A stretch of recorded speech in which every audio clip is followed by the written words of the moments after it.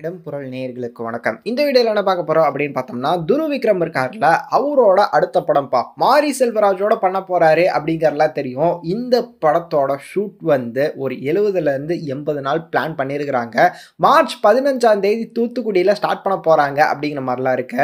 புரொடக்ஷனா வந்து பாரஞ்சித்தோட நீலம் புரொடக்ஷன் தான் இந்த படத்த வந்து ப்ரொடியூஸ் பண்றாங்க. சந்தோஷ் நாராயணன் இசையில இருக்க போகுது அப்படிங்கிறதுலாம் தெரியும். இப்ப இந்த படத்துல வந்து ஃபீமேல் லீடா வந்து தர்ஷனா ராஜேந்திரன் ஆன்போர்ட் ஆகுறாங்க அப்படிங்கிற மாதிரி ஒரு அப்டேட் கிடைச்சிருக்குதுப்பா. ஹிருதயம் படத்தின் மூலமா ரொம்பவே ஃபேமஸா இருந்தாங்க. அதுக்கு முன்னாடியே வந்து விஷாலோட ஒரு படம்ப்பா, இரும்பு திரை படத்துல வந்து விஷாலுக்கு தங்கச்சியாவே பண்ணியிருந்தாங்க அப்படின்லாம் இருக்க.